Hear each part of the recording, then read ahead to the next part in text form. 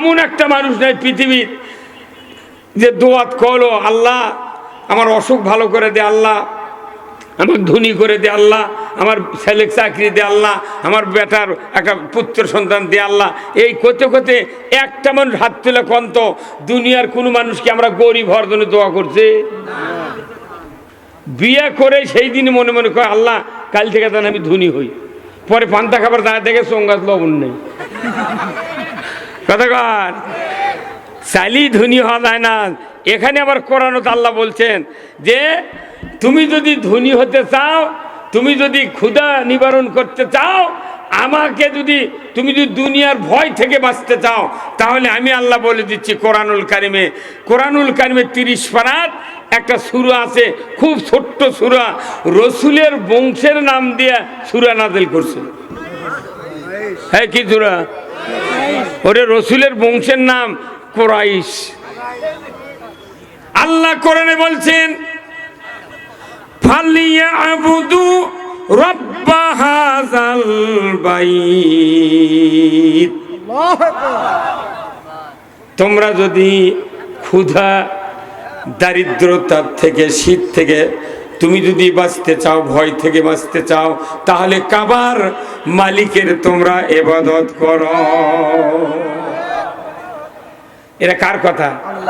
তা আমি ভয়, ক্ষুধা, দারিদ্রতার থেকে যদি বাঁচতে চাই, তাহলে আমাকে কাবার মালিকের ইবাদত করতে হবে। আমরা তো কাবার মালিকের ইবাদত ছেড়ে দিয়ে এখন সরকার প্রধানের ইবাদত করা শুরু করছি। সেই জন্য বাংলাদেশত কোনো শান্তি নাই, ভয় জীবনে যায় না। ওই সর্ষের মধ্যে শুয়ে থাকা লাগবি, আলুর বাগড়ির মধ্যে ওই জেলত থাকা লাগবি, না খুন হওয়া লাগবি, না হলে গুম হওয়া লাগবে। আমরা তো ইবাদত কাবার মালিকের করতেছি। কার করতেছি? সরকার। কাম না করলে কলে প্রচুর কাজ করছে। তাহলে আমি যে কথাগুলো বললাম, আমাদের আজকের বক্তৃতার হেডলাইন হবে দুনিয়ার শান্তি চাই, আখেরাতে মুক্তি চাই, আর জাহান্নামের আগুনের থেকে বাঁচতে চাই। কে কে জাহান্নাম থেকে বাঁচবেন না, দুনিয়ার কারা কারা শান্তি চান, কে কে আখেরাতে মুক্তি চান, তারা একটু দু হাত তুলে আল্লাহকে দেখান। ওই যে হলুদ গায়ে কেবল হাত তোলেনি, আপনি কি খবর চান? আমি দেখি 2 হাত তোলেন আপনি। লিল্লাহে তাকবীর, নারায়ে তাকবীর। আল কোরআনের আলো, আল হাদিসের আলো, দুনিয়ার মুসলিম, বাংলার মুসলিম, বগুড়ার মুসলিম, ছাকারিয়ার মুসলিম, লিল্লাহে তাকবীর। এতক্ষণকে বোঝা গেল এটি শোভা হচ্ছে, এতক্ষণের কি হচ্ছে আমি জানি না। তকবীর দিতেও বক্তারা ভয় করে, কত দলীয় স্লোগান উঠে দিব কেন? তেতাল তুই যখন দুনিয়া যাচ্ছ তখন তো বাপে কছে, নানায় কছে, ডান কানত আল্লাহু আকবার, আল্লাহু আকবার, আল্লাহু আকবার। আজান দেয়নি আমাদের কানত? যার যার কানত আজান দেয়নি আর জীবনে নামাজ পড়বে না। রসুলের হাদিস, সন্তান জন্ম হোক, মেয়ে হোক, পুরুষ হোক, ইমানদারের ঘরে তার ডান কানে আজান দিতে হবে। 6 বার আল্লাহু আকবার বলা লাগবে, 2 বার আশহাদু আন্না মুহাম্মাদান আবদুহু রাসূলুহু, আশহাদু আল্লা ইলাহা ইল্লাল্লাহ, হাইয়া আলাস সালাহ, হাইয়া আলাল ফালাহ। এসো নামাজের জন্য, এসো কল্যাণের জন্য। এগুলা কথা সোল হতি কানত দেওয়া লাগবে, সেই জন্য তারা নামাজ পড়বি। যার কেড়ে সোল বল ক্লিনিকত পেট কেটে হসে, জীবনু জিব্রাইলও হেদায়েত করে পারবে না। হ্যাঁ, কত কোন না কেন ক্লিনিকত যত সোল পেট কেটে বাইট করতে ডাক্তাররা, কারুম কানত আজান হয়নি। আর 40 বছর হলে বাংলাদেশে সিজার হচ্ছে। আগেকার আজান দেওয়া লোক বাংলাদেশটা মরে গেছে, এখন সিজারের পেটে আমরা বাইচে আছি। হ্যাঁ, কথা কোন না? হ্যাঁ হুজুর, কথা কোন না? এই হুজুর, হ্যাঁ কথা কোন না আপনি? হ্যাঁ, ওই হুজুর হয়তো পাগড়িওয়ালা হুজুর, ওই ধন্দা মারছে, এখনই ধন্দা মারছে। কত কষ্ট করে এনারা ছাপাচ্ছেন, ওই শাপলা মার্কেট থেকে ছাপে যাচ্ছে। তাহলে এই পোস্টালটা পড়লে আপনাকে আরো অভিজ্ঞতা বাড়তো কি, যে দেখেন এই লাস্টেককে নিচের দিকে দুটা টান আছে সাদা এইভাবে, তারই মাঝখানে লেগেছে যে যে এছাড়াও আরো অন্যান্য ওলামায়ে কেরামগণ উপস্থিত থাকিয়া ওয়াজ ফরমাইবেন। উক্ত ইসলামী জালসায় আপনারা দলে দলে যোগদান করিয়া দুজাহানের কামিয়াবি হাসিল করুন। কয় জাহান? দুজাহান মানে কি? মানে দুনিয়া এবং আখিরাত। তাহলে এনারাই লিখে দিয়েছে যে দুই জাহানের কামিয়াবি, তাহলে এটি বক্তৃতা হবে দুই জাহানের। কতক্ষণ? কিন্তু সব সভা দিয়ে লেখে, কিন্তু বক্তৃতা করবে কয় এক জাহানের। তুই খালি কিয়ামতের বক্তৃতা করবি, দুনিয়া বাদ দেবো। এই কতক্ষণ না কেন? আপনাদেরকে ধন্যবাদ যে লিখে দিয়েছেন দু জাহানের কামিয়াবি হাসিল করুন। তাহলে যদি কিয়ামতের বক্তৃতা একটা বক্তা কিয়ামত পর্যন্ত করে, দুনিয়া ভালো হতে পারে না। আর দুনিয়া যদি ভালো হয়, আখিরাতে নিশ্চিত আপনি জান্নাতে যাবেন। ধরে কোন ঠিক কিনা? দুনিয়াতে আল্লাহর আনুগত্য করার জায়গা, আর কবরে তার ফল ভোগ করার জায়গা। মরার পর কেউ আম খায়? কোনটি খাবি? দুনিয়াতে আমের গাছ লাগানো লাগবে, ফলও খাওয়া যাবে। কিন্তু দুনিয়াতে আল্লাহর হুকুম মানলে, আনুগত্য করলে এখানে শান্তি পাবেন। কিন্তু আখিরাতে যে পাওনা আছে, এত বড় সুখ সুবিধা দুনিয়াতে ভোগ করা যাবে না, আখিরাতে ফল খাওয়া যাবে। তাহলে আখিরাতে ফল খেতে গেলে আমাদের বক্তৃতা হবে দুই জগতের। তাই আল্লাহ কোরআন কাছে, বান্দা তোমরা আমার কাছে চাও দুনিয়ার ভালায়, আখিরাতের ভালায়, জাহান্নাম থেকে মুক্তি তোমরা আমার কাছে চাও। এই তিনটা শর্ত কে দিয়েছেন নাজিল করে? তাহলে এই তিনটা শর্ত যদি আজ থেকে 200 বছর আগে থেকে আলেম ওলামারা বক্তৃতা করতো, আমাদের এই দেশে দুনিয়া এতদিন জান্নাতে পরিণত হয়ে যেত। কিন্তু বক্তৃতা দুনিয়ার করবে গেলি কয় না, তুমি রাজনীতি করিচ্ছ, তুমি ভোটর দাঁড়াচ্ছ, তুমি আবার গম খাবে, করবে করবে। তাহলে আমরা গম খাবো না, আমরা গম খাওয়া বন্ধ করবো। কতক্ষণ? তাহলে আসুন কোরআন কি বলছে আমরা শুনি।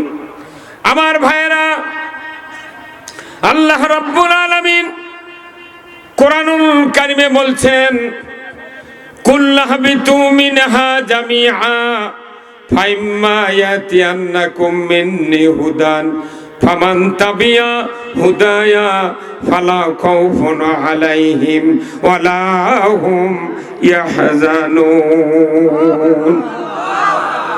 আমার আল্লাহ বলছেন, আদম বংশধর পৃথিবীর জমিনে নেমে যাও, মিন্নি হুদান, আমার তরফ থেকে যে হাদায়াত বানি যাবে, ফামান তাবিয়া, যদি এতাত করতে পারো, ফালা খাউফুন, তোমাদের জন্য কোনো ভয় নাই, ওয়ালা হুম ইয়াহজানুন, তোমাদের জন্য কোনো দুশ্চিন্তার কারণ থাকবে না। জোরে কন্যা আল্লাহু আকবার। কোরআন মানলে ভয় নাই, চিন্তা নাই। কার কথা বিশ্বাস হয়? মানি। হ্যাঁ, বাংলাদেশে কিছুই মানি না, খালি দুটা জিনিস মানি। একটা হলো কি? খাতনা করা। 7 বছর বয়সে খাতনা করতে হবে, তাছাড়া ওই জীবনে মুসলমানের ঘরত বিয়ে করে পারবে না। বিয়ে করবে পারবে না দেখে ওই খালি টাকা খরচ করে খাতনা করে নেয়। কতক্ষণে গায়। আর একটা কাজ হলো কি? প্রতিদিন 1 মাস করে রোজা করে, রোজার মধ্যে 30 দিন রোজা না, তে রোজা থেকে ছবি থেকে সবাই পরবাতে ভাত খায় আর বেলা ডুবলে ইফতার করে। এই রোজা থেকে বেল ডুবলে ইফতার দেওয়ার কোনো বিরোধিতা নেই, খালি ঘড়ি তামানদানি দেখিচ্ছে। একটা উকিলও যদি ঘড়ি হাতত দেওয়া থাকে সুইজারল্যান্ডের, তাইও দেখবি যে 6টা 37-এ প্রথম রোজার ইফতার হচ্ছে। 6টা 37-এ বাজে গেছে 37, বেটার করছে আব্বা 37 বাজে ইফতার করেন, করছে না আবার দেখতো মসজিদের মুয়াজ্জিন কি করছে। একটা ব্যারিস্টার তাই ঘড়ি বিশ্বাস করে না, ওই 2% মুয়াজ্জিন সিগন্যাল যখন দিবি, মুয়াজ্জিন আবার আর এক জুম্মার দিক থেকে আসে। কথা কোনে গেরা ওই করছে আমি একদিন ফার্স্টে দিয়া মর্ম, 2-1টা মরুক, তারপরে আমি মরবো। কথা কন।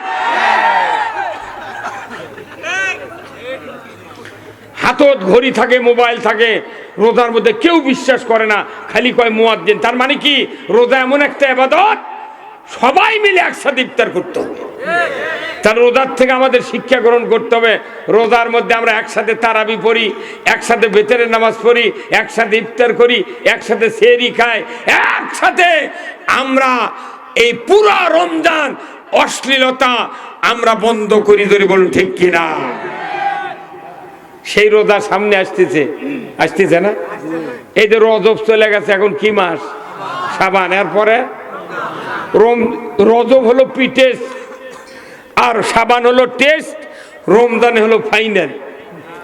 রমজানের রোজার পর কে কে পাস করবি? রোজার ঈদুল ফিতরের পরের দিন থেকে বোঝা যাবি কে কে পাস করছে। এখন রেজাল্ট তো কোনোদিন বোর্ডত দেশে, স্কুলের পরীক্ষা হলে বোর্ডত রেজাল্ট প্রকাশ করে, কিন্তু আপনি যে আমি যে রমজানে পাস করলাম এর রেজাল্ট আপনার আচরণের উপর বোঝা যাবে। যে ব্যক্তি রোজা রাখলো, ইফতার করলো, সেহরি খালো, তারাবি পড়লো এবং পুরো মাস 5 ওয়াক্ত নামাজ আদায় করলো, কিন্তু ঈদুল ফিতরের 2 রাকাত ওয়াজিব নামাজ পড়ে যায়, ওই জহরত থেকে আবার কাজার নিয়ত করলো আপ টু ঈদুল আজহা। কি আপনি বুঝতে পারবেন ই রোজাত করে পাস করেনি। আবার রোজার মধ্যে কেউ কেউ ফেল করছে, তারা কারা? যারা রোজা করছে স্বামী, রোজা করছে স্ত্রী, কিন্তু রোজার 15টা দেওয়ার পর কাপড় চুপুর কেনার জন্য ওই স্বামী বাড়িতে বসে থেকে হোঁকা খাচ্ছে, আর বউ কথা যা নিউ মার্কেটে যা তোক যে কাপড় কিনে এনে দি তোর সেটাই পছন্দ হয় না, অতএব তোক টাকা দেন 5,000, যা লিবু তুই নিউ মার্কেট চলি আয়। কথা কন, এরকম বউ তো এই দিক নাই। না না, এটা খালি নিউ মার্কেটে আছে। অত সদালয় রোজা করা ফরজ, পর্দা করা তার চেয়ে ফরজ। রোজা যদি আপনি বাদ দেন আপনি গুনাহগার, আপনার স্ত্রীর কোনো ক্ষতি হবে না, কিন্তু আপনার স্ত্রীকে যদি আপনি পর্দায় না রাখতে পারেন, ইচ্ছা মতো যদি মার্কেটে ঘুরান, তাহলে আপনার স্ত্রীর কারণে 5 জন পুরুষ জাহান্নামী হয়ে যাবে। কি এই কথাগুলো যদি মসজিদের ইমামরা, এই শহরের মোট ইমাম যদি বলে যে আপনারা আমার মুক্তাদি, খবরদার স্ত্রী যান মার্কেটে যাবার দেন না, ওই ইমামের চাকরি থাকবে না। এইগুলা কথা কই না রে পাগল, ওই খালি কেমন কোন দিন হবে আমি জানি না।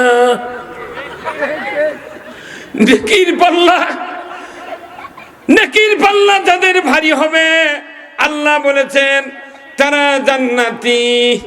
ওয়াল ওয়াজনু ইয়াউমাইযিনিল হক, ওজন করার দিনটা সত্য। মসজিদে 1 বস্তা সিমেন্ট দিবেন, নেকির পাল্লায় তুলে দিলে সমস্ত বডি ঢিল পড়ে যাবি। আমার আল্লাহ কোরআনে বলছেন আইন যদি কেউ মানে সে যাবে জান্নাতে, আইন যদি না মানে যতই ইবাদত করুক আল্লাহর বান্দা হতে পারে না। ওযুর একটা আইন আছে, ওযুর আইন কয়টা? ওযুর আইন কয়টা? আপনাকে যদি জমজমের 1 জগ পানি দেওয়া হয়, মুখমণ্ডল ধুলেন, 2 হাতের কনুই ধুলেন, মাথা মাসেও করলেন, কিন্তু 2 পায়ের টাকনু পর্যন্ত ধুইলেন না, নামাজ হবি? ওযু হবি? কয় ফরজ ছাড়েছেন? 1 ফরজ ছাড়লে যদি ওযু না হয়, 3টে আদায় করার পরে ওযু হলো না, নামাজ হলো না। ভাইজানেরা, বিয়া করতে কয় ফরজ?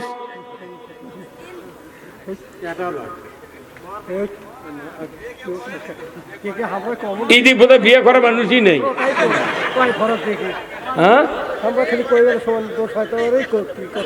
বিয়ার ফরজ হলো 2টা।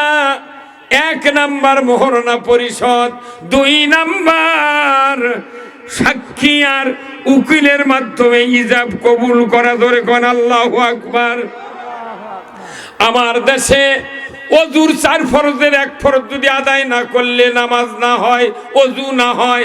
বিয়ার ফরজ হলো 2টা, শুধু কবুল আলহামদুলিল্লাহ মুখ দেয়া কয়, হুন্ডার লোভে আর জমির লোভে।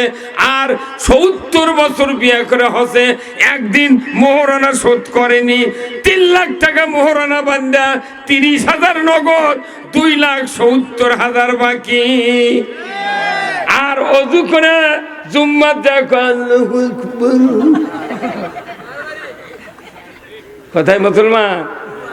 আমি যত মা বোনেরা আছে আমাদের দেশে, এই মা বোনেরা যদি নগদ বাকি বুঝতো, তাহলে উকিল যখন বলিচ্ছে এত টাকা নগদ এত বাকি, চাহিবা মাত্র দিতে বাধ্য থাকিবে, এই অঙ্গীকারে তুমি তাকে স্বামিত্বে কবুল করো। ওই মেয়ে যদি নগদ বাকি বোঝে না, ওই যতই মূর্খ মানুষ হোক, ওইকে নগদ বাকি বোঝে না। তুই তো শুনলু 3 লাখ টাকা মোহরানা বান্ধিছে, 30,000 নগদ, 2,70,000 বাকি। ওই মেয়েটা যদি শুনে বলতো না আমি বাকি কবুল বলবো না, ওর দুপুরে খাওয়া মিস, পালসার মিস, ওই মুখ মুছতে মুছতে চোখ মুছতে উঠে চলে যাবে। হ্যাঁ, কথা কর না গা। এই শাখার ইউনিয়নে 10টা মিয়া যদি 10টা বরক যদি খালি এইভাবে ঘুরিয়ে দেয়, 11 নম্বর বর আসবি, তাই বলবি যে গোকুল বাজারের ধারত 2 শতক জায়গা আব্বা বেচে আমার পকেটত দেন, আমি টাকা ছাড়া বিয়ে করতে যাব না, কারণ টাকা ছাড়া বিয়ে করলে ওই মেয়ে মানুষের ঝাড়ি খাওয়ার পারবো না। 1 ফরজ আদায় না করলে নামাজ না হয়, যে 2 ফরজের 1টা বাদ দিয়ে 72 বছর বয়স হয়ে গেছে, উনি আজও বাকি দেয়নি, শোধ করেনি। বাকি তো শোধ করেনি, বউ কেনা বাপে শ্বশুরে দেশে আটানি সোনার কানের জিনিস ওটা বেঁচে খাচ্ছে।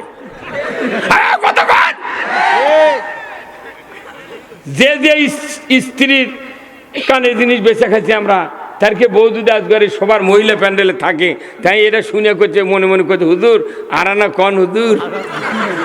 কতদিন সাইডে আমার থেকে লেসে, একদিন খালি করছিল ময়না দে ময়না, আমি পাগলির লাগান দিয়ে দিয়েছি, আজও দেয়নি। কোথায় মুসলমান? তাহলে এই দুনিয়ার শান্তি 1 নম্বর হলো দাম্পত্য জীবন, 2 নম্বর হলো সন্তান পালন, 3 নম্বর হলো ঈমান আনা, 4র্থ নম্বর আল্লাহর হুকুম নামাজ আদায় করা, 5ম নম্বর হলো সুদ না খাওয়া, 6ষ্ঠ নম্বর হলো আল্লাহকে ভয় করে চলা, 7ম হলো রসুলের আদর্শ মানা, 8ম হলো চুরি না করা, 9ম হলো জেনা না করা, 10ম হলো ঘুষ না খাওয়া, 11 বার যা আপনার হচ্ছে আপনার আল্লাহর নবীর তরিকার মতো চলা। এইভাবে যতগুলো ইবাদত আছে, এই প্রত্যেকটা মসজিদের দরজার একটা তালিকা টাঙ্গে দেওয়া লাগবে, এটা হলো রসুলের আদর্শ, এটা হলো শয়তানের আদর্শ। প্রত্যেক মসজিদের দরজার যদি এইভাবে 2টা চার টাঙ্গে দেওয়া থাকতো, মানুষ যা ওটা পড়ে পড়ে বুঝতো। কিন্তু এমন মুসলমান, এমন ইমাম, আমরা এমন মুক্তাদি বানাচ্ছি যে কোনো চাঁদ নাই, কিচ্ছু নাই, বক্তৃতা যা শোনে মসজিদ। জীবনে একটা মুসল্লি শুক্রবারের বক্তৃতা আছে, ওনার স্ত্রীর কাছে জীবনে একবারও কয়নি। এবং কি বোঝা গেল কথা? ওই জানে মৌলবি বক্তৃতা করছে যে স্ত্রী ভালোবাসা লাগবে, স্ত্রী মারা যাবে না। এই কথা কি উই আসে বউয়ের সাথে গপ্প করবে? উই তো ওটা করলে উই মার বের পারবে না। আবার বাড়ির থেকে টুই মার দিয়ে জুম্মার যায় না, টুই মার দিয়ে জুম্মার যায় বাড়ির থেকে, তাহলে বউ কবি তুমি না টুই মার দিয়ে মুন্সি হলে আজ আমাকে মারিচ্ছ গে। বহু মুসল্লি আছে জুম্মার থেকে বাড়ানোর আগেই টুপি খুলে পকেটে থয়, গায়ের মানুষ বুঝবেন না পারি মুন্সি হচ্ছে না। কত কিসিমের মানুষ। দুনিয়ার শান্তি পেতে গেলে আপনাকে কি করতে হবে? আসুন, আল্লাহ তাআলা কোরআনে বলছেন যে আমার দ্বারা আনুগত্য করবে তাদের দুনিয়াতে কোনো ভয় নাই, চিন্তা নাই। জোরে কোন আল্লাহু আকবার। এরপরের আয়াত, ওয়াল্লাযীনা কাফারু ওয়া কাযযাবু বিআয়াতিনা উলাইকা আসহাবুন নারি হুম ফিহা খালিদুন। আমার আল্লাহ বলছেন, ও পৃথিবীর মানুষ, তোমরা যদি আমার কোরআনের কথা অবিশ্বাস করো, মিথ্যা মনে করো, আমি আল্লাহ বলে দিচ্ছি তোমরা জাহান্নামের আগুনের সাথী সঙ্গী হবে। জোরে বলুন ঠিক কিনা? জাহান্নামের আগুনের সাথীর সঙ্গে কারা কারা হবে? যারা কোরআনের কথাগুলো অবিশ্বাস করবি, মিথ্যা মনে করবি। আমার দেশে আল্লাহর যে কোরআন আছে, এই কোরআনে আছে আহাল্লাল বাইয়া হারামার রিবা, ব্যবসা হালাল সুদ হারাম। কিন্তু এই বাংলাদেশে রাষ্ট্রভাবে সুদকে হারাম করা হয় নাই, সুদকে মানুষের মাঝে ঢুকিয়ে দিয়া মানুষের ঈমান পয়মাল বরবাদ করা হচ্ছে। কথা ঠিক কিনা? এই বাংলাদেশে এমন কোন গ্রাম নাই 15-16 আনা মানুষের সুদের সাথে জড়িত নাই। ভাই কথা কোন না? সুদ বোঝেন? কিস্তি। এই গরিব যারা কিস্তি নেছে এরকে 4 আনার দোষ নাই, দোষ সব সরকারের। সরকার ইচ্ছা করলে 5 মিনিটে সুদ হারাম করতে পারে। কিন্তু সরকার যদি সুদ হারাম না করে, তাহলে আমরা হারাম করা জিনিস একবারে মিথ্যা মনে করে না, ওটা আল্লাহ কষে কি কথা আমরা দেখেছি। বাবা কিস্তি দে, আমি ভ্যান চালে শোধ করবো। এখন গরিব মানুষ নিয়েছে কিস্তি, মনে করছে গরিবেরা মরে মরুক, আমাদের জমি আছে, ব্যবসা আছে, আমাদের তো কিস্তি লাগে না। তে যার জমি 40 বিঘা আছে, এই 10 বছর হলে খাজনা দেয়নি, খাজনা দিবার যা দেখেন নায়েব কবি আগে সুদ দাও, তারপরে আসল টাকা দাও। তাহলে জমি আলাম হলো। আবার ব্যবসা যারা করছে টাউন বন্দরে বড় বড় ব্যবসায়ী, এরা সিসি লোন করছে 10 লাখ 5 লাখ 1 কোটি টাকা সিসি লোন করে ওরা মলো। এখন যুক্তিবাদী বক্তা, আলেম ওলামা, সভাপতি এরা কইছে আমাদের কোনোটাই নাই বাবা, এসে গেছি। কিন্তু পল্লী বিদ্যুৎ যখন লিছি তখন 2-1 মাসের বিল বছরে বাকি পড়ে না। তো বাকি যখন পড়ছে আপনার স্ত্রী করছে, হুজুর আপনার 2 মাসের বিল দেননি, ফাইন দেওয়া লাগবে নি। শুধু কোটি ফাইন খাটাছে। কথা কয় ফাইন। আবার পল্লী বিদ্যুতের বিলত লেগেছে মোট পরিশোধ বিল এত টাকা এত তারিখে, আর বিলম্ব মাসুল সহ মাসুল লেগেছে, ওটি বিলম্ব। শুধু কোটি লিয়ে তা মাসুল বানাচ্ছে। এই কথা কন কি পেঁয়াজ দিয়ে কি খিলাচ্ছে হয় না। এই বাংলাদেশে একটা মানুষও সুদের গন্ধ থেকে বাঁচার উপায় নাই। কি সভাপতি সাহেব কন? হ্যাঁ, তা আমাকে বক্তৃতা দিয়ে কি লাভ? আচ্ছা ভাই, আপনাকে এদিক জমি আবাদ করেন না কতক্ষণ? এখন জমি যখন গামর হয়ে আসছে ধান, তখন কি অ্যামেস্টার টপ দেওয়া লাগে না? তারপরে পেলেনাম দেওয়া লাগে না? তারপরে হচ্ছে একটা তরল বীজ দেওয়া লাগে, হয় স্যাতারা না এসিমেক্স, একটা কিছু দেওয়া লাগবে। কেন আপনি ওই বিষ লিয়া ঢোল লিয়া আপনি যাচ্ছেন জমি দিবেন, এর ভেতর আকাশ একটু মেঘাচ্ছন্ন। আপনার স্ত্রী বলেছে ফেরদৌসের বাপ, আপনি জানেন এই বীজ দিবেন, জান না এই যে ম্যাক করছে, পানি এলে কোনো কিছু লাভ হবে না। এই দেখে আপনি স্ত্রীর কথা না শুনে আপনি চলে গেছেন বিষ লিয়ে পাতারত, যা একটা শিকার বাড়াচ্ছে। তখন বিষ দেওয়ার পর কেবল ঢোল জমির আলোত নাম আছে, মুষলধারে বৃষ্টি। তাহলে এই বিষ দেওয়া না দেওয়া? আমাদের দেশত যত বক্তা আছে, ইমাম আছে, ঈদের মাঠে আছে, যত তাফসির আছে, ইসের সব ধর্মসভা, ওয়াজ মাহফিল, এগুলাতে আমরা বক্তারা মানুষের ইমানের বাঁচানোর জন্য অ্যামেস্টার টপ পেলে নাম তারপর সেতারা মারতেছি। কিন্তু সরকার যদি ইসলামের পক্ষে, নামাজের পক্ষে, কোরআনের পক্ষে না থাকে, ওরা ওই বৃষ্টির মতো অন্য একটা আইন দেয়া এগুলা ধুইয়া সাপ কতক্ষণে গা। সেই দিন আমাকে তার বক্তৃতা দিয়ে কোনো কাম হয় না। আমার 48 বছর বক্তৃতার বয়স, আমাকে সারা জীবনের বক্তৃতা করে যা উপকার না হবি, একটা এমপি যদি বলে আল্লাহর দিন সমাজে কায়েম করতে হবে, আপনারা যদি আমাকে সহযোগিতা করেন, আমি দিন বিজয়ের পক্ষে কাজ করব। আমার 100 বছরের বক্তৃতার চেয়ে এমপির 1 মিনিটের কথা হবি 100% সঠিক। হ্যাঁ হুজুর কথা কোন না? হ্যাঁ কি? কিন্তু আমরা খালি ওষুধ দিচ্ছি আর ওরা পানি দিয়ে ধুয়ে দিচ্ছে। কথা কন আমার ভাইরা, আল্লাহ রাব্বুল আলামিন দুনিয়ার শান্তির জন্য, দুনিয়ার ভালাইয়ের জন্য আল্লাহ তাআলা কোরআনুল কারীমে এমন একটা আয়াত নাজিল করেছেন। আল্লাহ বলেছেন, নবী আপনি বলে দিন, কুল ইন কুনতুম তুহিব্বুনাল্লাহ ফাত্তাবিউনি ইউহিব্বুকুমুল্লাহ ওয়া ইয়াগফির লাকুম যুনুবাকুম ওয়াল্লাহু গফুরুর রহিম।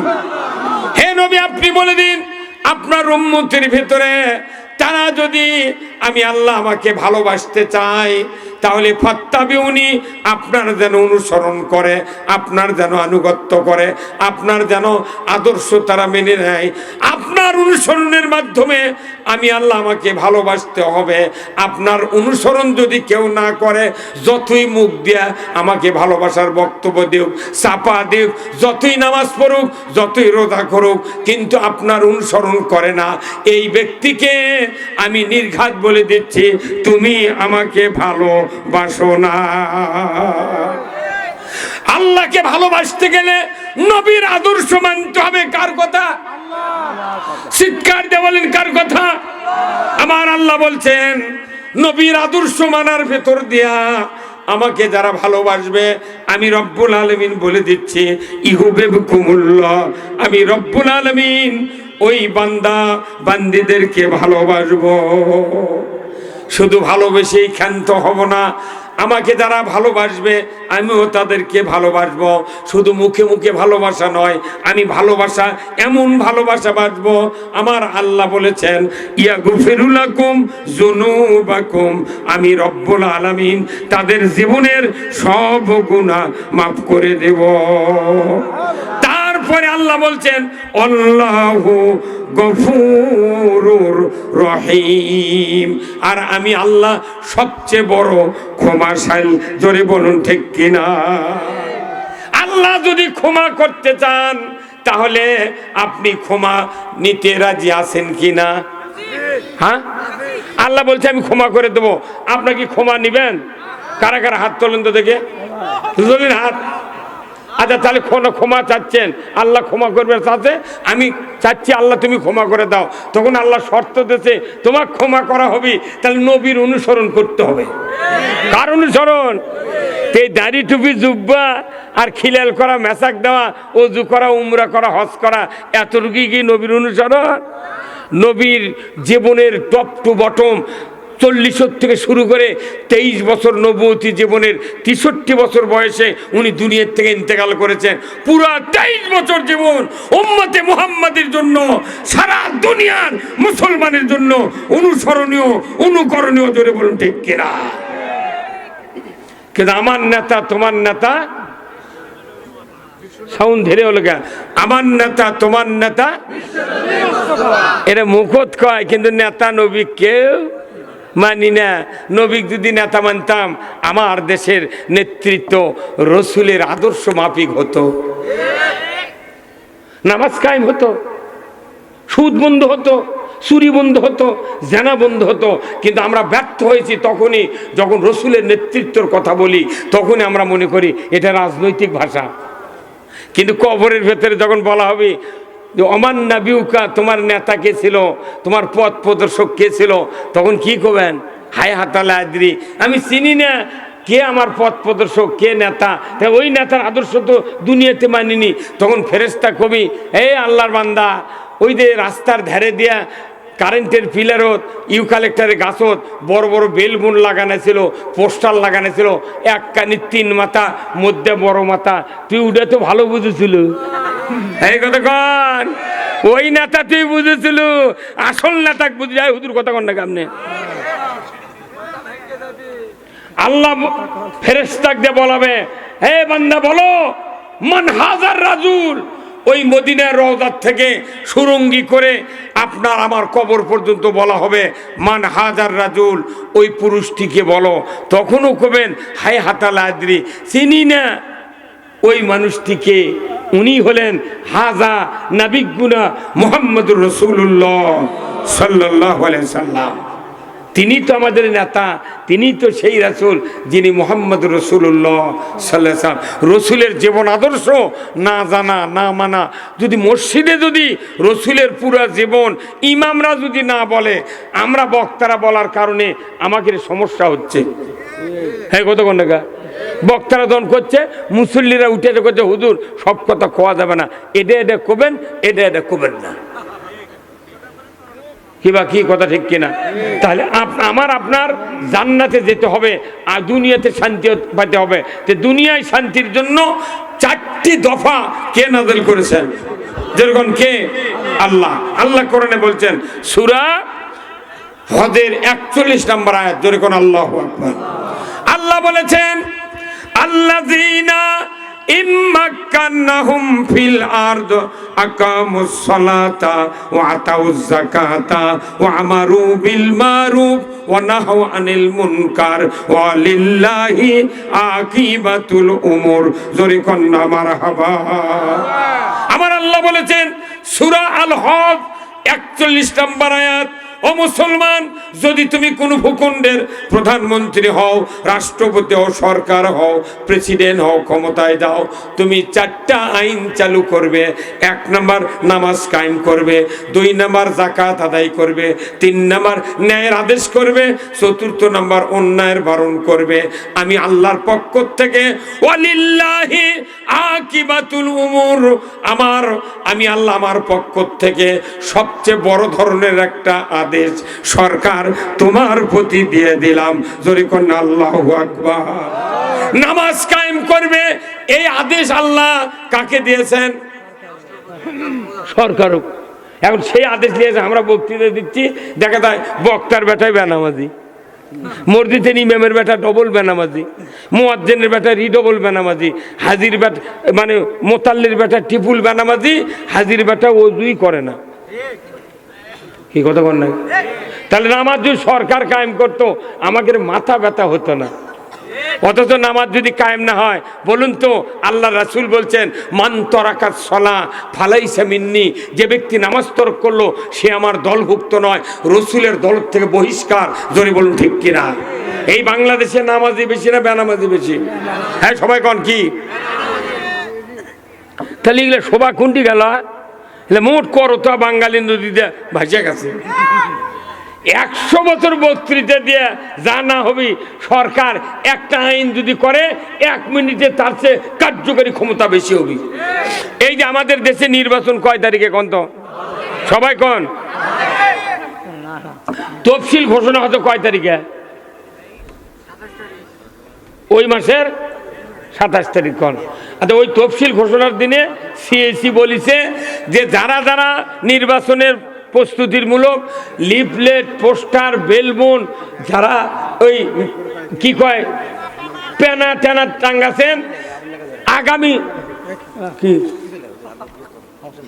তো অত দূরে কথা বলবে,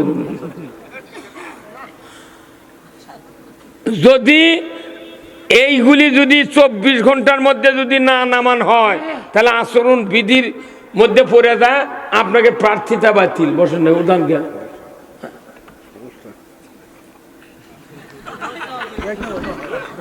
কথা বুঝতে পারলেন?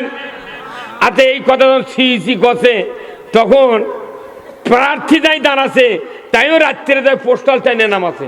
হুজুর এটা আছে, এই কথা কোন না উইদার টাইনে নামাছে। কিন্তু ওই আইনের আগে যদি কেউ কারু পোস্টাল টাইনে নামালো হয়নি, ও পিঠে মারে ফেল দিল হয়নি। সরকারের আইন ইনকাম হয় না। এই আইন কায়েমের জন্য আল্লাহ কছে যে সরকার যদি এগুলো আইন করে তোমাকে এত চিল্লান লাগবে না। আর সরকার আইন কায়েম করে না, আমাকে চিল্লানের কারণে আমাকে ধরে নিয়ে যায়, জেলত তোলে, গুম করে, ফাঁসি দেয়, ইডা করে উডা করে, কয় তোর কি টাকা পড়ছে, দেখ দা চলে চলুক, ওর বেটা বেনামাজ হয়ে মরবি, তোর কি লাভ?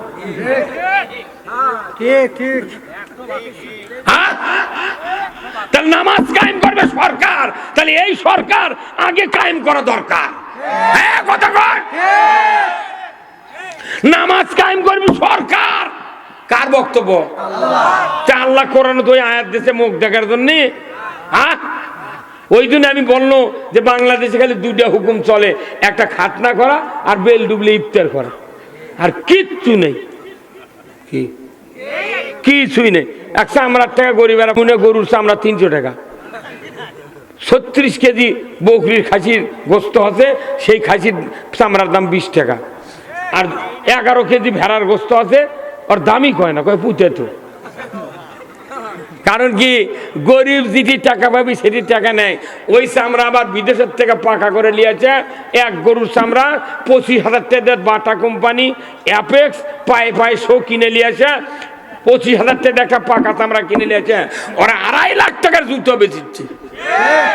আর ওই টাকা গরিবেরা পালো হয়নি, 2 চামড়ার দাম বাইরে দিলে হয়নি। বাংলাদেশে কোন আইন চলেছে আপনি জানেন? গরিব মারা আর কৃষক মারা আইন চলিচ্ছে বাংলাদেশে। গরিব মরে যাবি, কৃষক মরে যাবি, কারণ যারা ধান আবাদ করছে এরকে সারের দাম দুর্মূল্য। এই যে বেগম খালেদা জিয়া 1991 সনে প্রধানমন্ত্রী ছিলেন, ওই সময় ইউরিয়া সারের বস্তা ছিল 300 টাকা। কয় টাকা? সার কয় কেজি ছিল তখন? আপনি চুরি বেঁচে বেঁচে আপনার মাথায় ঠিক নেই। 27 কেজি করছেন। এই কতক্ষণ টাকা? হ্যাঁ, সার কয় কেজি ছিল? তাহলে 300 টাকা বস্তা 50 কেজি। যখন দাম হতে 600, তাহলে তখন তো 100 কেজি থাকা লাগবে। যখন হতো 900, তখন থাকবে 150 কেজি। যখন হতো 1200, 200 কেজি। এখনো 150 টাকা বাঁচে, তাহলে 225 কেজি সার থাকা লাগবে এক বস্তা। তাহলে মুড়ির বস্তা সার তোলা লাগলো। কিন্তু আছে কি অতটি সার? 50 কেজি সার, তারই মধ্যে 4-5 খান্তি কানা করা। সারা কৃষক দাগ করছে, ভাই এত কানা কে? করছে হলো হুকের দাগ। ওটা হুকের দাগ নয়, ওটা ওই আসল জায়গার বদনার লল চোখা আছে না, ওই চোখা ঢুকে দেয়, ওর মধ্যে দিয়ে 1 কেজি করে বাড়ি করে এলেছে। কোন পাগল কয় 1 বস্তা সারত 1050 টাকা বেশি লাগবে? এই 1 বস্তা সার বানাতে যতই দাম বাড়ুক 1050 টাকা 1 বস্তা কোনোদিন বেশি খরচ হয় না। জনগণ বুঝেছে আমাদের দেশে যে 7-5 14, 2 টাকা মাপ দে 12 টাকা। আচ্ছা 7-5 কত হয় যোগ করলে? তুই মাপ করলো 2 টাকা কোনটি? কিন্তু কেউ হিসাব করে পাগলান কাছে যে পুকুরের পানি ওই দিক উঁচা, বাঙালি তাই হ্যাঁ ওই দিকে উঁচা, গোঁচ দেব আলোক করে থাকে না। আসল কথা কলি চাষা চরাটর থেকে নামো। মুসলিম আমি, সৈনিক আমি, আমি চির রণবীর, আল্লাহকে ছাড়া কাউকে মানি না, নারাই তাকবীর। বীর মুসলমান ধরো আল কোরআন, ফিরায়া আনো সেই হারানো সম্মান। বীর মুসলমান নারাই তাকবীর, আল্লাহু আকবার, তৌলধুনি ধরায়া রাখবার। বীর মুসলমান ধরো আল কোরআন, ফিরায়া আনো সেই হারানো সম্মান। বীর মুসলমান আমরা বীরের জাত। কোরআন বিজয় না থাকার কারণে শিখে ইন্দুর বীর আলাবাগের মাথাত লাগতে, আর আমরা খালি দোয়া করছি রব্বানা আতিনা ফিদ দুনিয়া হাসানাতাও ওয়া ফিল আখিরাতি হাসানাতাও ওয়া কিনা আযাবান নার। আল্লাহ কইতে যে কাজ করলে দুনিয়ায় শান্তি হবি, তুই ওই কাজের বিরোধিতা করে তোর দুয়ার কাম বাদনি শান্তি কায়েম হয়। এখানে শান্তি কায়েম করতে গেলে একমাত্র আল্লাহর আইন দরকার। কারা কারা চান আল্লাহর আইন? দুহাত তুলে আল্লাহকে দেখা। নারাই তাকবীর, নারাই তাকবীর। আল কোরআনের আলো দুনিয়ার মুসলিম, বগুড়ার মুসলিম, সদরের মুসলিম, গাবতলীর মুসলিম, লিল্লাহে তাকবীর। আমরা দেখি, নিজের চোখে দেখেছি, এই একটা করে সারের বস্তা 150-200 টাকা। আমি 25 টাকা বস্তা ইউরিয়া কিনেছি। ঘোড়া সালের 25 কেজি সার ছিল, তখন 25 টাকা বস্তা ছিল। সেই পাকিস্তান আমলে সেই সার 50 কেজি দিচ্ছে। কি হলো ভাই? গরিব যে কৃষকেরা খাটা খাটা ধান আবাদ করে, ধান যখন নামে তখন দাম নাই। কি লাভ হলো? কি লাভ? আপনি কোন বক্তৃতা করবেন? মানুষের শান্তি নাই, শান্তি আছে তাদের যাদের টাকা আছে। এমন এমন অর্থনীতি বাংলাদেশে করে যে সকল অর্থটা টাকালার সাথে পেঁচ লাগিচ্ছে, আর গরিব মানুষ 2 হাত দিয়ে হাতাচ্ছে, কোনো টাকা ওর হাতত বাজিচ্ছে না।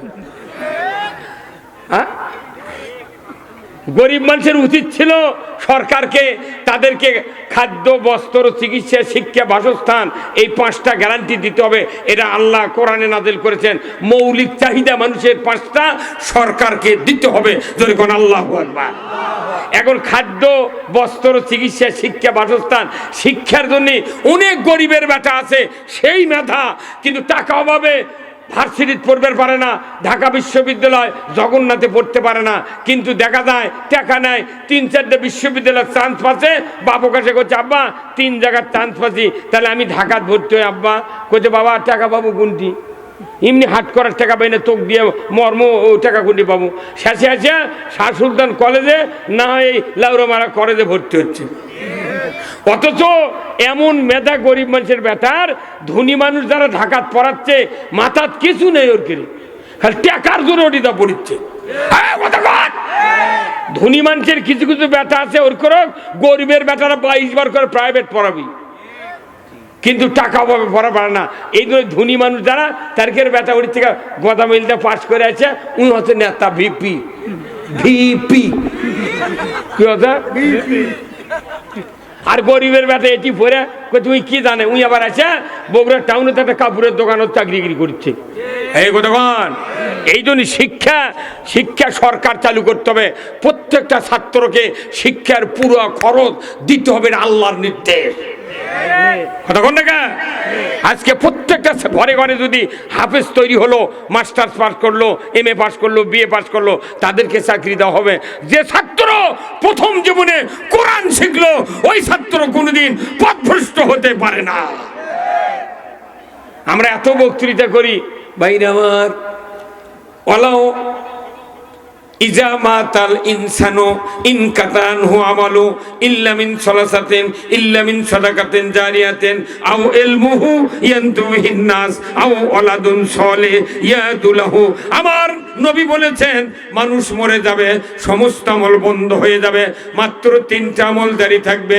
1 নম্বর সদকায়ে জারিয়া, মসজিদ, মাদ্রাসা, স্কুল, কলেজ, কালভার্ট, ব্রিজ, বৃক্ষরোপণ, এই রাস্তাঘাট, এইগুলো সদকায়ে জারিয়া। 2 নম্বর হলো ইলম, বক্তৃতার মাধ্যমে জ্ঞান অর্জন করলেন, পড়াশোনার মাধ্যমে জ্ঞান অর্জন করলেন, আপনি বই পুস্তক পড়লেন, শুনলেন, জানলেন, যতটুকু জ্ঞান অর্জন হলো এইগুলি আপনি মানুষকে বলতে থাকেন।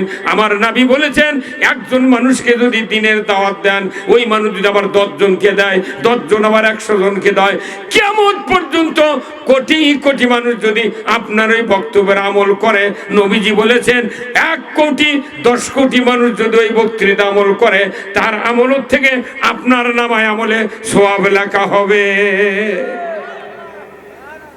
কিন্তু বক্তৃতা খালি তবলিগের লোক আর বক্তারা ইমামরা, এই কয়জন কতক্ষণ থেকে, তাহলে আমাকে বক্তৃতা কাম হচ্ছে না।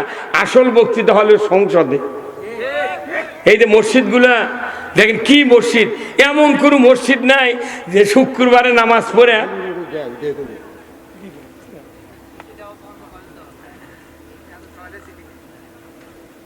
কোনটি থেকে পাচ্ছেন আপনি? কোনটি লোক উঠে গেছে, কোনটি দেখলেন? হ্যাঁ, গতকালকে একটা সভা করছি এই তিলেকপুর ধোপাইকুড়ি, ওই প্রধান অতিথি দেয়, তার নাম হলো নান্নু, নজরুল ইসলাম নান্নু। তাই হলো প্রধান অতিথি, তাই উঠে বক্তৃতা করছে, কোনো টাকা আদায় হবে না। বক্তৃতা শোনেন, রাতের 12:30 পর্যন্ত বক্তৃতা দিচ্ছি, একজন মানুষ ওঠেনি। কিন্তু মানুষ মনে করেন এখনই আমি টাকা চাই, সে মানুষ উঠে যায়, বুঝছেন?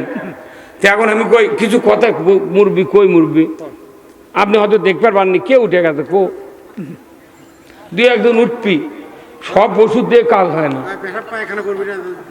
কেবা কি বাপের অসুস্থ আর ডাক্তার হলো বেটা, তাও মেলা ওষুধ দেয়, বাপের কাম হয় না। কতক্ষণ না তো এটি যে বক্তৃতা হবি, সব মানুষের কি ব্যারাম ছাড়বি? একটা ভেবে যত ওষুধ দেন, সব শিশি কি দানা হয়? যা দেখেন 1000 শীষ নিচে মরে বসে আছে।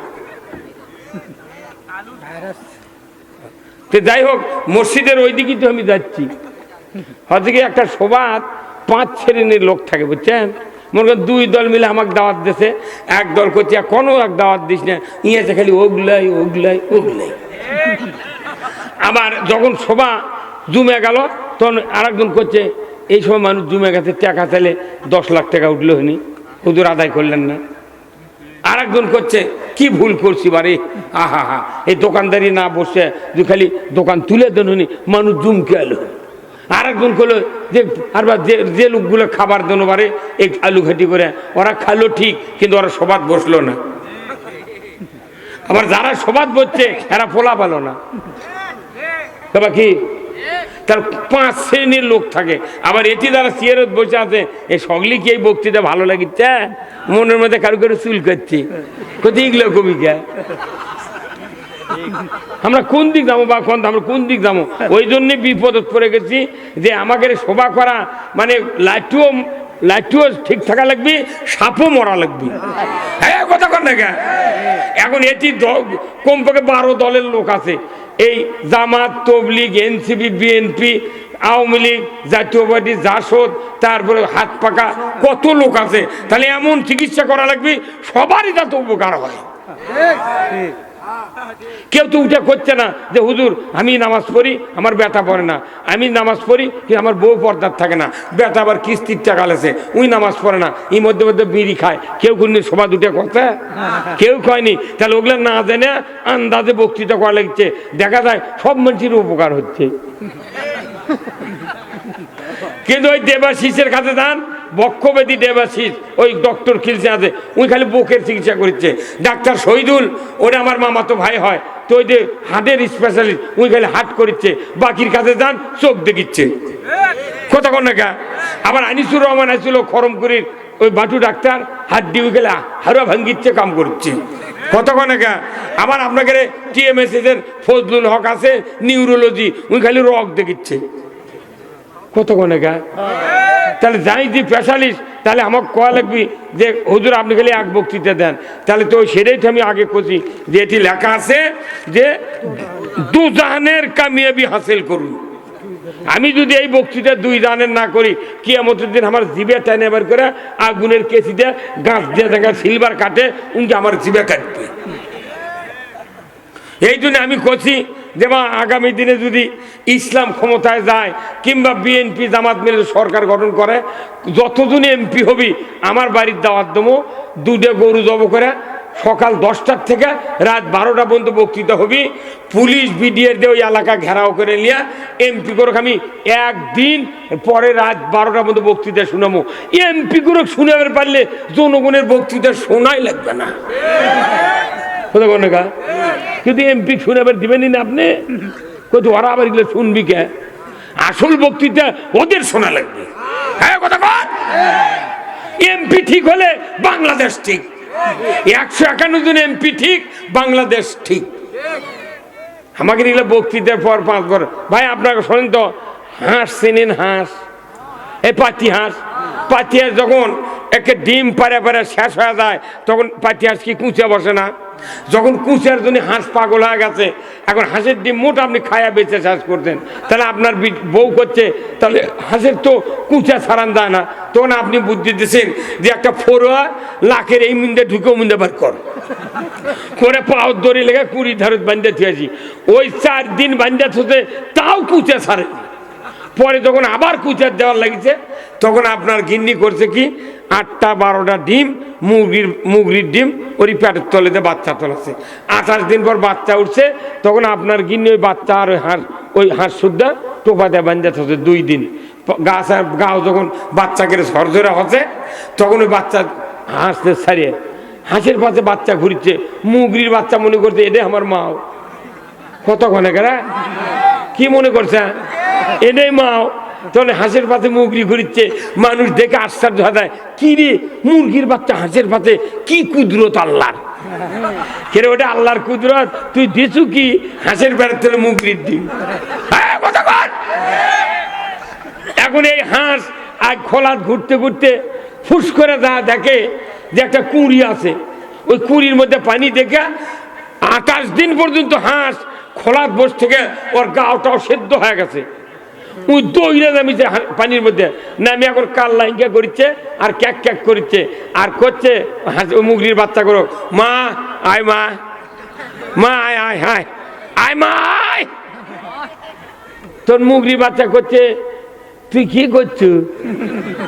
তোর মাথা ঠিক আছে? তুই মা হলে কি হবি? তোকে আমি বিশ্বাস করবো না। কারণ আমরা যে মুখলুকাত মেয়েরা হাত চারি যদি পানি থয় তার মধ্যে একটা পড়ে গেলে ওটি আমি মরে থাকি, চাল্লা পানিত মরে থাকি, তুই আমার সাগরের মধ্যে নাম্বার করছো মানে কথা কর। ওই হাঁসের ইনকে করে ডাক শুনে যদি মুগরির বাচ্চা মোর ঝাঁপ মারলো হয়নি, কেউ জানলে ফিরল হয়নি, এই কথা কর। আবার মুরগির পেটের তলে হাঁসের ডিম দিছে, দিয়ে বাচ্চা উঠেছে, মুরগি নিয়ে ঘুরতেছে, দেখতে ভালোই লাগে। কিন্তু ঘুরতে ঘুরতে হাঁসের বাচ্চা দেখিছে খোলার নামা কুড়ি, কিন্তু অনেক পার উঁচু। ওই হাঁসের বাচ্চা করছে কি সোজা কি বড় হাঁসের দেখান নাম্বার পারবি হাঁটে হাঁটে, উই তোর কাছে যা পলটবাজি খাতে খাতে পানিত গেছে। উই জানে যে পানিত গেলে লাগবে না, কতক্ষণ দেখা উই পোল্ট্রিতে নামিছে। তখন মুগরি খালি বাচ্চাদের দাপাত্তার করছে, হাই রে বাবা তোরা মলু রে, আয় ময়নাই। তখন হাঁসের বাচ্চা করছে, তোর কথা শুনি না, আমাকে এই পানির জন্য আল্লাহ বানাছে, এই কথা কর। আমাদের দেশের অবস্থা কি জানেন? এই বাংলাদেশ হলো কুচিয়ার খোলা, এই বাংলাদেশ পুরোটা কুচিয়ার খোলা। আর আমরা মানুষ হলে জনগণ হচ্ছি ইমানদার মানুষ, এগুলা হচ্ছে হাঁসের বাচ্চা, হাঁসের ডিম, কোনো সময় হচ্ছে মুরগির ডিম। আর সরকার হলো কুচিয়ার হাঁস, কুচিয়ার মুগরি। এখন আমাকে দিয়ে বাচ্চা তুলে লিয়া 5 বছর পর পর আমাকে গেলে যা পানির মধ্যে নাম্বার করতে, আই ময়নাই সুদ খা, আই ময়নাই মহিলার বল খেলা দেখ,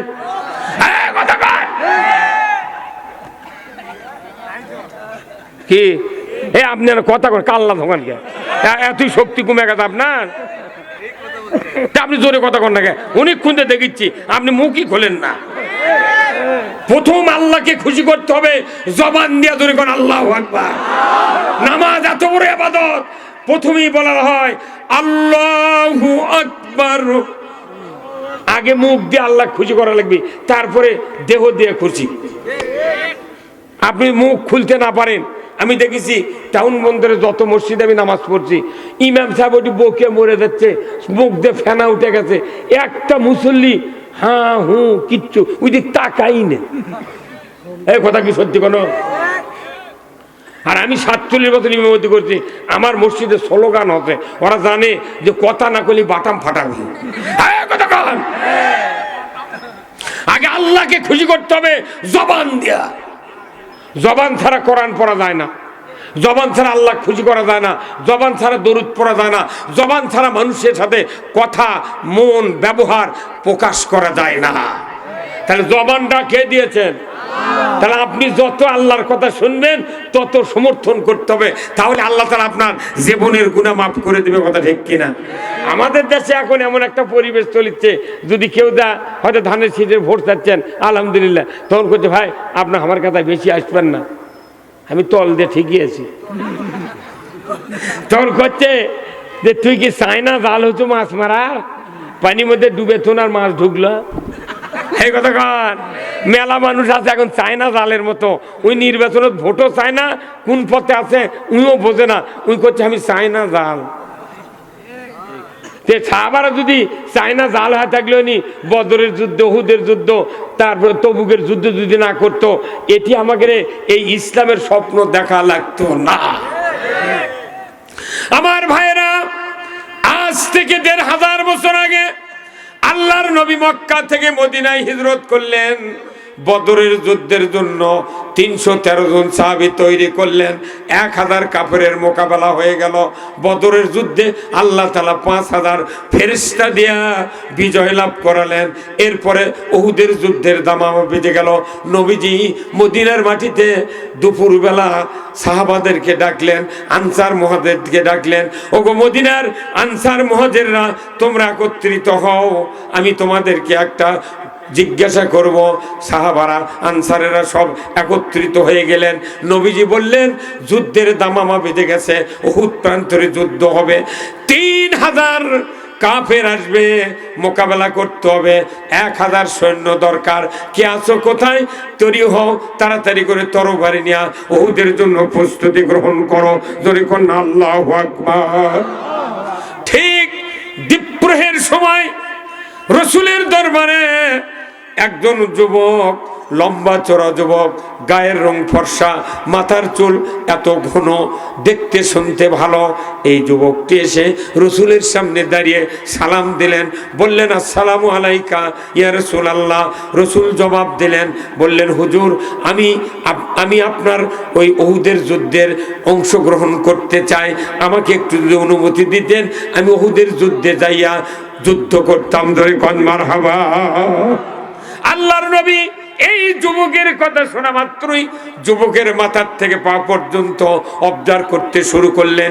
কি সুন্দর যুবক, গোঁফ উঠেছে, দাড়ি উঠেছে, এত লম্বা চড়া যুবক। এই যুবক নিজের ইচ্ছায় এসে বলল, আমি যুদ্ধ করতে চাই উহুদের ময়দানে। নবীজি সাথে সাথে বললেন, বাবা তুমি কি বিবাহ করেছো? বলে না। এই এতটুকু কথা বলার পরে শুধু বললেন, বাবা তোমার নামটা কি? বলে আমার নাম হযরত হানজালা। বলার সাথে সাথে উনি আর দেরি করলেন না, চলে গেলেন দৌড়ে বাড়িতে। বাড়িতে গিয়ে বাবাকে বললেন, মাকে বললেন, ভাইকে বললেন, বাবা মা ওগো ভাইজান আর দেরি করিয়েন না, আমি উহুদের যুদ্ধে অংশগ্রহণ করব। কিন্তু নবীজি বলেছেন বিবাহ করেছো কিনা? আমি তো বিবাহ করি নাই। আমার বিশ্বাস আজকে যদি আমি বিবাহ করতাম আমার ওই রসুল আমাকে উহুদের যুদ্ধে যাওয়ার অনুমতি দেয়া দিতে। আল্লাহর নবীর সাহাবী যুবক মানুষ, মা বাবা ভাই আত্মীয় স্বজনের মাঝে চেষ্টা করে সূর্য ডোবার আগেই হযরত হানজালার বিবাহ পড়িয়ে দিলেন। বিবাহ শেষ হয়ে গেল। ওনার নতুন স্ত্রীকে নিয়ে বাড়িতে গেলেন। মদিনার ভূখণ্ডে বাড়ি। উনি বাড়িতে গিয়া রাত্রি উদযাপন করলেন, বাসর সজ্জা। এমন সময় হঠাৎ করে ঘুম ভেঙে গেল। রাত্রি ফর্সা হওয়ার ভাগে উনি বললেন, পানের স্ত্রী চলো না, চলো হাম্মামখানায় যাব, গোসল করব। স্ত্রীকে নিয়ে হাম্মামখানায় প্রবেশ করলেন, গোসলের প্রস্তুতি নিচ্ছেন। এমন সময় মদিনার অলিতে গলিতে ঠান্ডারা বাজিয়ে দিচ্ছে। কে আসরে মুসলমান? মদিনার ঘরে বাইরে কুতিলা মুহাম্মদ, মুহাম্মদ শাহাদতের পথে, ইসলাম পরাজিতর পথে। কে আসরে তরবারি নিয়ে এক্ষুনি উহুদ প্রান্তরে যাবে, যুদ্ধ করবে, নসেদ রসুল শহীদ হয়ে যাবেন, ইসলাম পরাজিত হয়ে যাবে। কি লাভ হবে? মদিনার ঘরে বসে থেকে, শুয়ে থেকে আসো না, একটু আহ্বান জানায়। এই ঠান্ডারা মদিনার অলিতে গলিতে দিয়ে বেড়াচ্ছেন। এমন সময় হযরত হানজালার কানে ওই ঠান্ডারা পৌঁছে গেল। উনি বললেন, পানের স্ত্রী গোসল করব না, আর তাড়াতাড়ি করে তরবারি দাও, যুদ্ধের পোশাক দাও, ঘোড়াটা সাজিয়ে দাও, এক মুহূর্ত দেরি করব না, যাব আমি উহুদের ময়দানে নবীজির পক্ষে অস্ত্র ধরে যুদ্ধ করব। ধরে কোন মারহাবা। ওনার স্ত্রী একজন সাহাবার স্ত্রী, কেমন যোগ্যতা সম্পন্ন। উনি বললেন, পানের স্ত্রী, পানের স্বামী যুদ্ধে যান, আমার আপত্তি নাই, তবে আপনার উপর গোসল ফরজ আছে, ফজরের নামাজ পড়বেন, গোসল করেন, ফজরের নামাজ পড়েন, আমি তরবারি দেব, যুদ্ধের পোশাক পরিয়ে দেব, ঘোড়া সাজিয়ে দেব, দ্বিমত করব না, আমি বাধা দেব না। কিন্তু ওনার স্বামী বললেন, হযরত হানজালা বললেন, ওগো পানের স্ত্রী, আমি তো যাচ্ছি, এখনই ওখানে তরবারি নিয়ে যাই, কারণ গোসল করতে গিয়া যদি নবীজি শহীদ হয়ে যায়, ইসলাম যদি পরাজিত হয়ে যায়, আমাকে কিয়ামতের ময়দানে আসামির কাঠগড়ায় দাঁড়াতে হবে। ওনার স্ত্রী বললেন, তাহলে কি করব? বলে, দেরি করো না, যুদ্ধের পোশাক দাও, তরবারি দাও, সব কিছু দেওয়া হলো। হযরত হানজালা স্ত্রীকে বললেন, দোয়া করো, চলে যাচ্ছি বিশ্ব নবীর দরবারে। তরবারি নিয়ে চলে যাচ্ছে ঘোড়ার পেটে চড়িয়ে উহুদের প্রান্তরে। নবীদের সাথে দেখা হলো না, আনসারদের সাথে দেখা হলো না, কেউ বুঝতে পারলো না। চতুর্দিকে যুদ্ধের ঝঞ্ঝানি অবস্থা। হযরত হানজালা মাঠে নেমেই যুদ্ধ করতে শুরু করেছেন। কাফেরদেরকে ধরাশায়িত করে উনি নিজে শহীদ হয়ে গেলেন। জোরে কন্যা মারহাবা। উনি শাহাদাত বরণ করলেন। মদিনায় খবর গেল হানজালার স্ত্রীর কাছে, ওগো হানজালার স্ত্রী, তোমার স্বামী শাহাদাত বরণ করেছেন ওই উহুদের ময়দানে। শোনা মাত্রই ওনার স্ত্রী এমন আশ্চর্য হয়ে গেল, সর্বনাশ, আমি তো জেনেছি যুদ্ধে যারা শহীদ হয় রক্তাক্ত অবস্থায় তারা তো দাফন হয়ে যায়, আয় সর্বনাশ, আমার স্বামীর উপর গোসল ফরজ ছিল, সে ফজরের নামাজ পড়ে নাই। আমার নবীজির দরবারে এক্ষুনি যদি না যায় তাহলে তো আমার স্বামীর অগত হয়ে যাবে, তা তো ফরজ গোসল হলো না। উনি দৌড়ে চলে গেলেন মদিনায়, উহুদ প্রান্তরে নবীজির কাছে হাজির হলেন। হুজুর গো, আমার স্বামী হানজালা শহীদ হয়েছে উহুদের ময়দানে, আমি নিজের হাতে তরবারি দিয়েছি, যুদ্ধের পোশাক পরিয়ে দিয়েছি। হুজুর গো, আমার স্বামী যুদ্ধের ময়দানে এসেছে, কিন্তু সমস্যা, ফরজ গোসল করে নাই, ফজরের নামাজ পড়ে নাই, দয়া করে তার লাশটা আমার কাছে দিয়ে দেন, আমি সহস্তে গোসল করায় দেব, তারপরে আপনি দাফন করবেন। জোরে বলুন মারহাবা। এই মসলাদ থেকে বোঝা যায়, স্বামী যদি মারা যায়, স্ত্রী যদি বেঁচে থাকে, স্ত্রী গোসল দিতে পারবে। আর আমাদের দেশে মরে গেছে স্বামী দেখতেও দেয় না, তুই ঘরের মধ্যে চাবি দে তো, হ্যাঁ। কিন্তু স্ত্রী যদি মারা যায় স্বামীর গোসল দেওয়া যাবে না, কিন্তু স্বামী মারা গেলে স্ত্রী গোসল দিতে পারবে। আমার ভাইয়েরা, হযরত হানজালার লাশ, আল্লাহর নবী বললেন, হানজালার স্ত্রী আমার সাথে দেখা হয়েছিল গতকাল দুপুরে, কিন্তু আমি তো তাকে বলেছিলাম তুমি কি বিবাহ করেছো? বেচারা জোরে দৌড় মেরে চলে গেল। কি ঘটনা ঘটলো আমি তো জানি না, হানজালার সাথে তো দেখা হয় নাই। উনি বললেন, আল্লাহি, আল্লাহর কসম, আমি তরবারি দিয়েছি, যুদ্ধের পোশাক দিয়েছি। হুজুর গো, আমার স্বামী শাহাদাত বরণ করেছেন, খুব তাড়াতাড়ি লাশটা দিয়ে দেন, দেখেন তো আমার স্বামীর লাশ কোথায় পড়ে আছে। আল্লাহর নবী বললেন, আবু বকর, ওমর, উসমান, আলী, ও আমার সাহাবীরা, দেখো না এই উহুদের প্রান্তরে কতজন শহীদ হয়েছে। এক এক করে 69 জন সাহাবীর লাশ একত্রিত করে শোয়ায় রেখেছেন। আল্লাহর নবী নিজে চোখের দিয়া অবজার্ভ করা শুরু করলেন। এক এক করে দেখতে দেখতে দেখতে দেখা গেল 69 জন সাহাবীর ভেতরে হানজালার লাশটা চোখে পড়ে না। আল্লাহর নবীর সাহাবীর স্ত্রী, তাকে নবীজি বললেন, কই তোমার স্বামীর লাশ?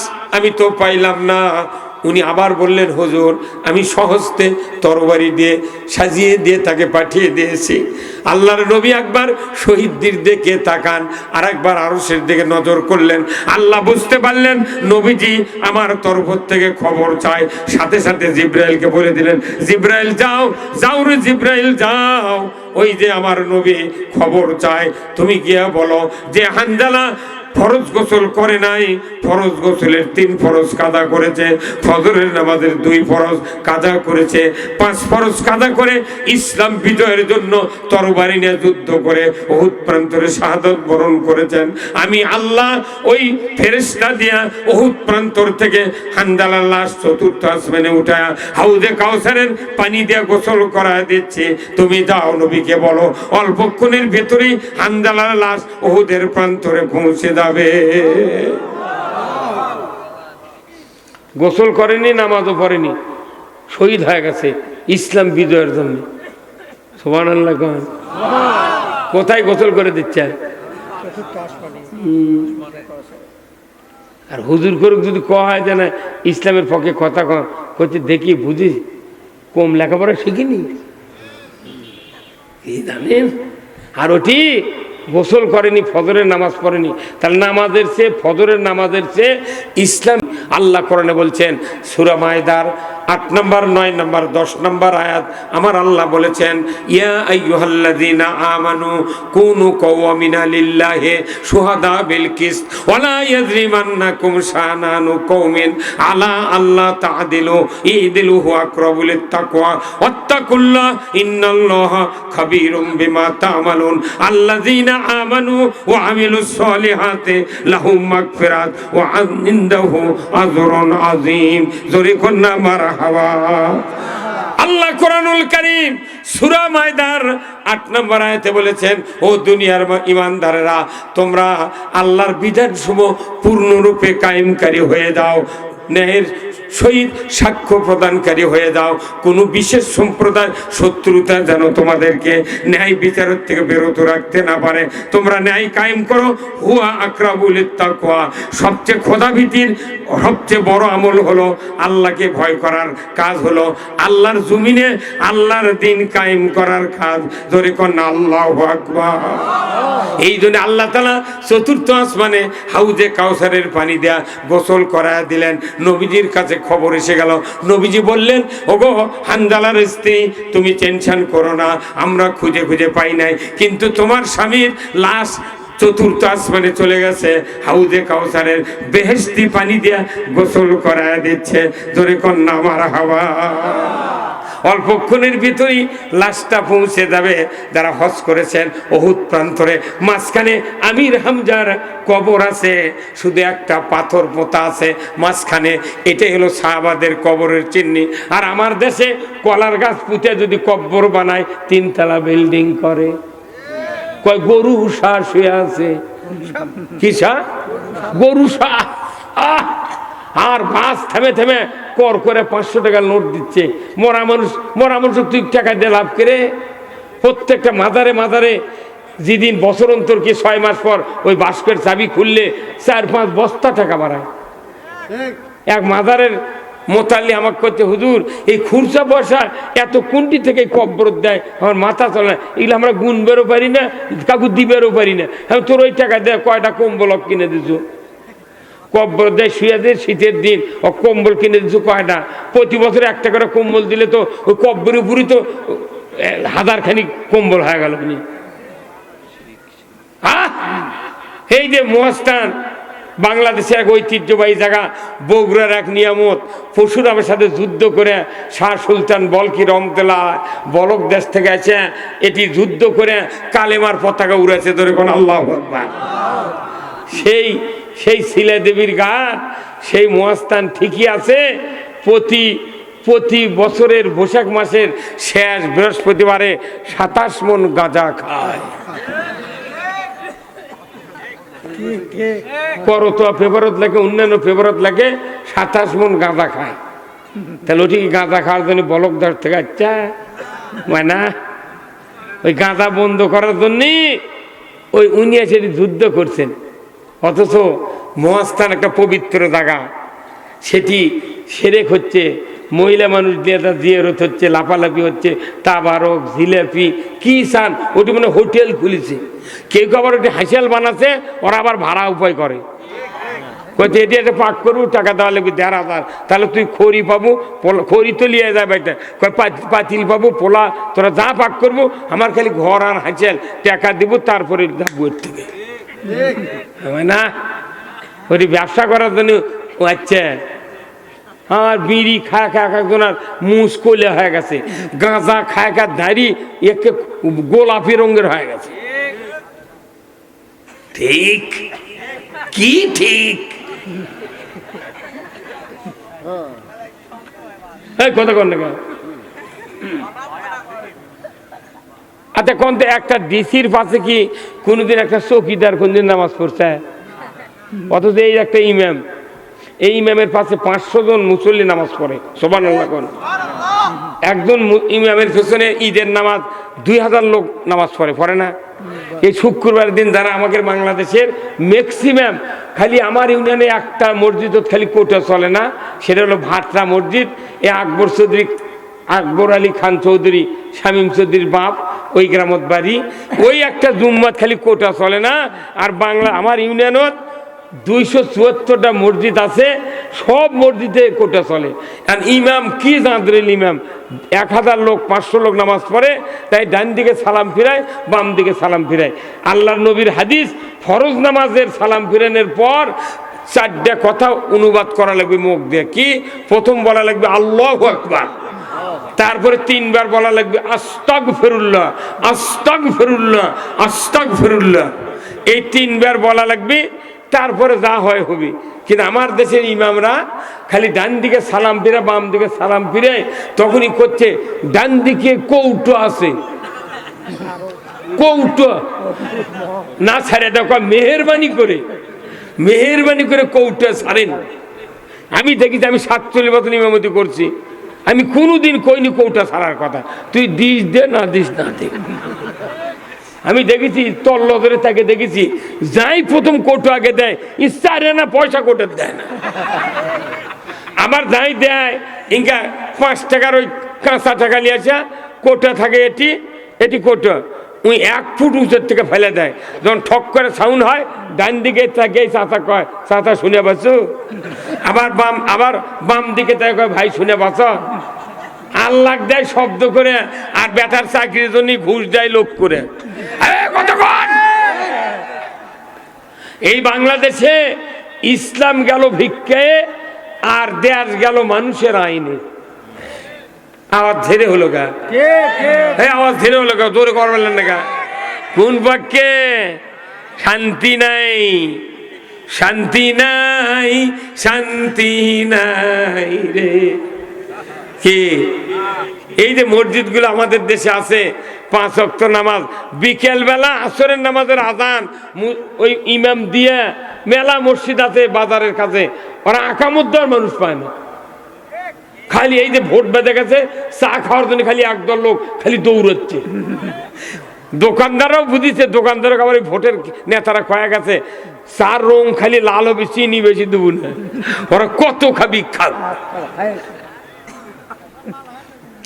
হ্যাঁ, অনুরোধ করছি, এই যে মসজিদগুলা আমাদের দেশে আছে, খালি যদি মসজিদে যে খুতবা তেলাওয়াত হয়, খুতবারই যদি মানে ইমামরা যদি বলে দিত, তাহলে বয়তুল মোকাররমের ইমামের পলান লাগতো না।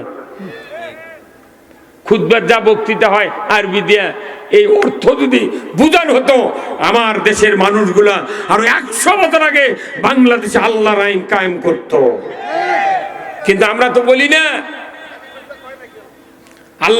আল্লাহ তাআলা কোরআনে বলেছেন অনেক কথা, যাজ্ঞে আমি সেদিকে যাব না। আমি বলছিলাম নামাজ কায়েম করবে সরকার, যাকাত আদায় করবে সরকার। কিন্তু সরকার যাকাতও আদায় করলো না, সুদও বন্ধ করলো না। যার মনে তাই যা করে করুক, আল্লাহু আকবার। কতক্ষণ আমি অনুরোধ করছি, আমরা সেদিকে যাব না, আমরা আসি আল্লাহর কোরআনের দিকে। ধরে বলুন ঠিক কিনা? আল্লাহর নবী বলেছেন, মান বানা মসজিদান বানাল্লাহু লাহু বাইতান ফিল জান্নাহ।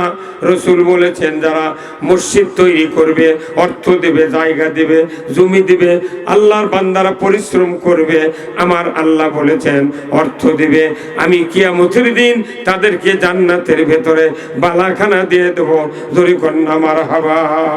আল্লাহর বান্দারা, আল্লাহর বান্দিরা, আমি আপনাদেরকে অনুরোধ করব, আজকের এই সাকারিয়া সর্দার পাড়ার জামে মসজিদের উদ্যোগে কোরআনের মাহফিল, আল্লাহর কোন কোন বান্দা আছেন 1000 করে, 2000 করে টাকা, 3000 করে টাকা, 2 বস্তা সিমেন্ট, 5 বস্তা সিমেন্ট, 1 মণ ধান, যার যার সঙ্গতি আছে দিবেন। আমি আপনাদের জন্য দোয়া করব, আল্লাহ তাআলা যেন জানমালে বরকত দেয়া দেয়। জোরে কন্যা আমিন। আর কর্তৃপক্ষ